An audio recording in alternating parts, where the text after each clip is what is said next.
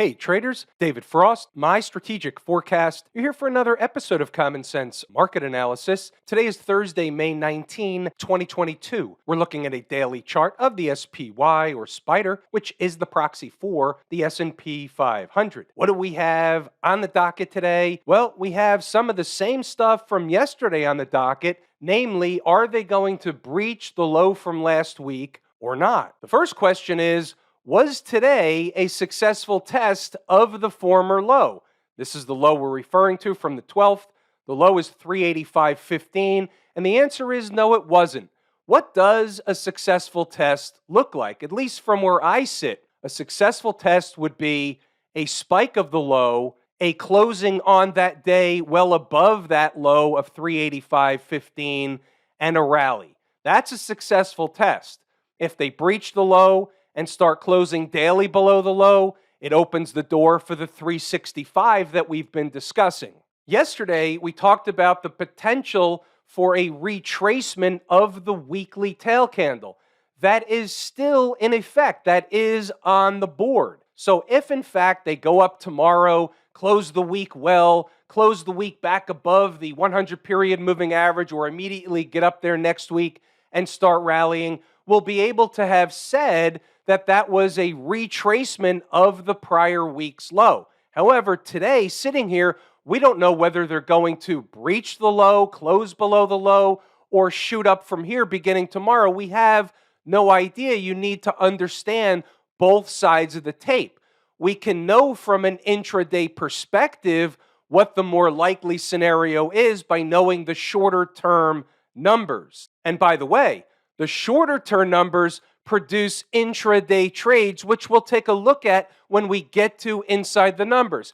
Couple of SPY trades today, one long, one short. Couple of garden variety stock on the move type trades. We'll circle back to those in a few moments. What's the number on the daily chart? Not necessarily the 385.15 low. What's the number above that where they begin to rally, making everybody believe that they've retested the low, whether they breach the former low or not? What's that number north of current price where they need to start getting above, closing hourly, and then daily above to make some hay? And that number is right around 392.5. If they can get above and stay above 392.5, you know what happens? They begin climbing the big breakdown candle. We don't know if they'll get all the way to the top. There's a big fat round number up there. But above 392.50 is the key for any kind of a bull case or rally leg higher. Now, also drilling down to a shorter time frame or shorter perspective, we can notice on the 120-minute chart that the market, while trying to rally a couple of times, has already begun to put in a bearish, flaggish kind of pattern. You have a move down that creates the flagpole, and then they start trading sideways, eating time off the clock near the lows. That creates a flag pattern that can and normally does result in a continuation move to the downside.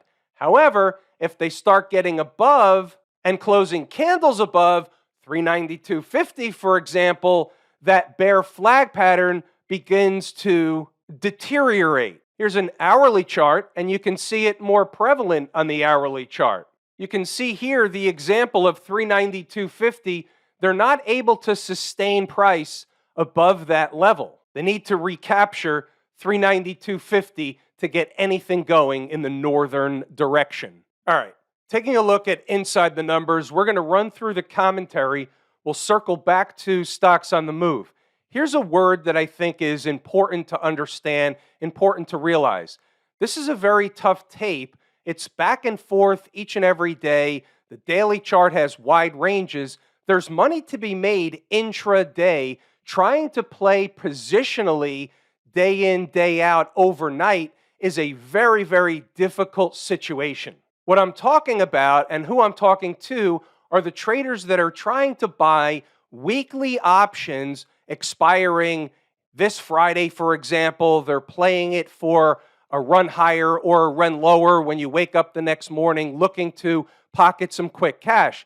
Sometimes it works. However, more often than not, you end up getting chopped up. There's money to be made during the trading day for sure. I guess what I'm really trying to say is trade the market that it is, which is providing intraday opportunities, not the market you wish it to be or the one that you would like to trade. In a bull market, there are times when the market will gap up 3 out of 5 days a week. That's an easy trade. And if it doesn't, all you have to do is wait because it'll go up later. We're not in that market anymore. Try and short the market. You get a pie in the face hour after hour. It's very difficult to stay short unless you're booking profits along the way. You get the big hit on the short side when you have a trailer left over. You're already in a risk-free, emotionless trade scenario. Case in point, we're going to look at one from inside the numbers early this morning. Happy Thursday, they're killing the tape some more. At 0 dark 30, they've already run a test of last week's low. This is important information. 385.15 will be our everything today. Do they run a test and bounce or give it up and begin the next leg lower? Down south, the next big-time support spots are 383, give or take, and 381.20. We didn't need those today, but you might want to put those on a sticky note. You might need them tomorrow. Staging a rescue operation looks like this. Staying above 388.20 is the first order of business for the plunge protection team. They need to get back above yesterday's closing price of 391.91. If they can achieve any of that stuff, we'll take it from there. As for stocks on the move, same awareness is ever present. They can spike numbers and get dragged down in a dumpster fire type of tape. You don't know what you're going to get in the pre-market, so I'm making everybody aware that there's nothing that said we couldn't get the same market today that we had yesterday. It was certainly possible. It just didn't happen. They bounced around most of the day, traded in a range. I'm just reminding everybody to adjust your risk accordingly in this type of tape. All right, we're moving along. Let's see what we have as the day gets underway. So by 9:15, now they're going back up north. They've traded away from the former low around 385. Could be an early fake-out operation to come right down. Could be the plunge protection team after the thieves in the morning ran the test of last week's low. We'll let them go for a while. We'll see what the early storyline is. Now at 9:25, here it is. The area around 390.50 to 391 should be overhead resistance if reached sooner than later. Closing candles above 391 begins a bull case for a leg higher. Traders who are aggressive can short that zone, even up to 391.50 on a spike. The risk is the other leg higher. You just need to know what your risk is. So just to reiterate, here was the situation. We're talking about 390.50 to 391 on a spike. Another 50 cents was okay. So here it is. We'll say 391 for argument's sake. Let's get our faculties. Right of the vertical is today's activity. They open the tape, opening print 388.56. They run right up into that zone. They make a high of 391.79 and immediately come right back down in the other direction. And the low, just minutes later, 387.11. By my calculation and those who were in the trade, which were plenty of Inside the Number members and certainly plenty of Inside the Number live room members, it's a maximum gain of about 40 S&P handles in minutes. So what happened there? Traders take profit along the way. The first profit is in your pocket within a few points, let's say 7 to 10.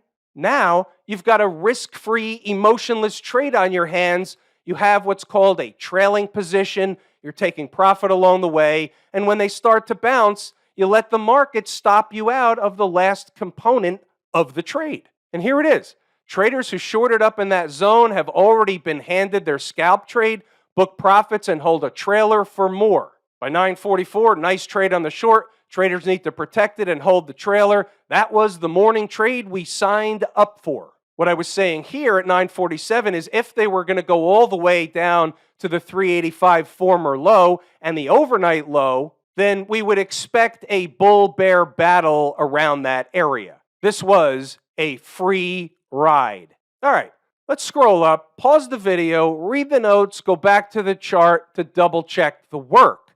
I want to point out another one or two important things from the commentary, and then we'll circle back to the stocks on the move. I want to get to something that's extra important because it sets up the next trade. 10:30. Let's learn something. We've got an hourly chart on time situation on our hands. The low is 387.11, which is the line in the sand. The question is, can it be traded on the long side against candle closes below 387.11? Short answer is yes. The risk is from a technical perspective. It's on an hourly close because we're looking at an hourly chart. That was the on-time situation. That's the way it works. So here's the thing. If they start getting below 387.11, the door opens for the lows from last night and the lows from last week. Based on current market conditions, it's a higher risk trade, but still the setup is there. Here's an example. Here's a way to take the trade. You could just buy it and you can wait for it to work out, or you can wait for them to get over an important spot. So I'm saying if a trader was to be long, they would like to see the market stay above 389.50 for starters. And what I'm saying here is the 387.11 testing doesn't mean failure, but you should know the game plan and the what ifs. So I'm saying if they come down a little bit, testing is one thing, getting below is the other thing. 389.50 was important. About 10:30, 10:40 in the morning. This is the setup. There's a 15-minute chart, for example, and you can see what's going on here. 389.50. They're testing, they're testing, they're testing. All of a sudden, what time is this? 11:45, candle ending 11:45. So there you have it. They got above and they had a little bit of a rocket ride to the next spot and beyond. This is what I was looking at. I'm looking at an hourly chart. I'm looking at a stackable situation. I'm not sure I would call it a full stack, but it's pretty close to a stack. What do we have? How about a breakup candle here? The low is 388.09. What's the low here in the first hour of trading? 387.11. We already talked about that. So they ran a test of that low. We had the on-time situation. They put in what I like to call a pseudo sign or signal of a trend change. It's kind of like one. It's not exactly, but it's pretty close. We'll give it the benefit of the doubt. All right, let's see what else we have. Let's get to where the resistance areas are, which are also target areas. 390.50 would be a good place to book profit if long. It's magnetic and overhead resistance. So that's at least 10 S&P handles from where we said they have to maintain price above. Plenty of opportunity to get in below that if a trader wanted to, and many did. Then we had 392, and then if they can get above that, the door would be open for 393.65 off of a stackable situation of an on-time hourly chart. Another 40 S&P handles, give or take. Back to the 5-minute chart, 393.65. They made an attempt here midday when they had that spike higher, and then they finally completed the unfinished business. It became unfinished business when they came up short, and they spiked it a little bit into the end of the day, last hour of trading. Then they came back down. To where? 389.50, of course. The numbers work. Repeat after me. The numbers work. Pause the video. Read the notes. Go back to the chart to double check the work. What I've given you is an example of a short trade early this morning, a long trade halfway through the morning. Now we'll take a look at stocks on the move. We had 5 potentials on the board, but since they rallied the market right out of the gate, a lot of these got to bounce right away without getting into what would have been a good support level for a tradable bounce. However, since Juniper, Sienna, KSS, and Hog are off the board, we'll take a look at Cisco, which did come into its entry target. Buzz cut at the open, 41.40 put on the board, 0 dark 30, had the number last night as a just-in-caser, and the low, and this is the candle ending 9:55, so within the first 30 minutes of trading, the low was 41.36. They had a little bit of a bounce away. They gave you the minimum required base hit. The high was 42.63, so that's way more than a base hit. It's a stand-up double. And then they just did the flounder around thing the rest of the day. That's fine. They gave us the trade. Base hits put you in the Hall of Fame. The live room was given this one out, Clorox 139.14. It was a base hit. Nothing more, nothing less. Just a quick base hit. Jordan took this one in the room. Other traders in the room took this one. Again, base hits put you in the Hall of Fame. It popped up. I saw the number, provided it. They took it, and we go on. What's going on over in Camp IWM? Same story as yesterday. It's in a different position than the S&P 500 on the daily chart. So we take note of that. They never did fill the gap. They ended up, even though up only 29 cents, with a positive day. They were up more earlier when all the markets rallied. It's all the same market. They all rally together. They all sell off together. That's the way it works. If the S&P is going to breach the low of 385 and go lower, then the IWM will be following suit. But if this is any indication, and this is my favorite market-leading indicator, if this is any indication, the other side of the coin, we have to play umpire calling balls and strikes.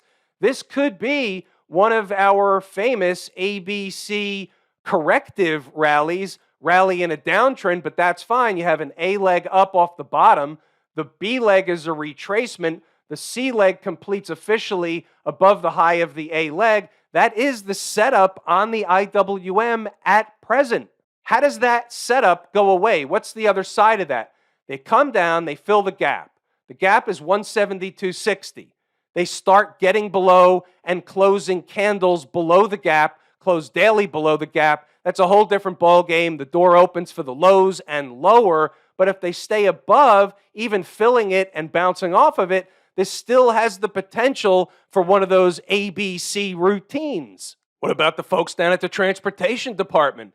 They got bludgeoned, piped, routed again. 12,800 would be the near-term target. There's really nothing else to say. If they do a flip-around operation, I'll have numbers going forward where they have to get above. Just for argument's sake, they begin at 14,000, which coincides slightly with the 100-period moving average. But without recapturing that and 14,000, we call that in trading parlance, no dice. What about the folks out in Silicon Valley, the Q people? Same routine as the SPY. Is this a retracement of last week's tail candle, or will they breach it and go lower? Basically, that's the question on the board. They're testing the lows, same routine we discussed before. If they breach the low and rally back up and close well on the day, that could be a successful test of the low. If they close candles below first hourly and then daily below, it opens the door for other stuff. What's the other stuff? Well, the other stuff below last week's low will be on the board for Inside the Number members in the morning. I'm providing the Q prices and also the IWM prices. Looks like this. These are today's numbers. They're going to change tomorrow. XLF, same routine. They're either doing a retracement of the tail or they're going to give it up. Right now, it's negative. It's in a downtrend. They're below 3 out of the 4 moving averages, and 31 down to 30 would be, as they say in the trading parlance, on the docket. The door opens below last week's low. Officially, that price is 32.41. Begin closing daily below that number, opens the door for 31 and 30, or in that neighborhood in between, or a breach of 30, something in that environment. That's also a likely tradable bounce opportunity. About a flat day for the Smashmouth Semiconductor Index. Same routine. Are we going to hold last week's low, or is this a bearish pattern that's going to result in another move continuing in the southern direction? As long as they keep eating time off the clock on a weekly basis below this 100-period moving average, that's precisely what's going on. How does that change? What do they need to do to get up and go? 235 for starters. The 100-period moving average is even higher, but they need to begin closing daily above 235, or else nothing in the northern direction is going to happen. Put that on a sticky note. Have I told you how much I appreciate each and every one of you? Without you, these videos are not possible. That is true and accurate information. We're pulling the ripcord here today. I'm David Frost, my strategic forecast. Thanks again for tuning in to another episode of Common Sense Market Analysis.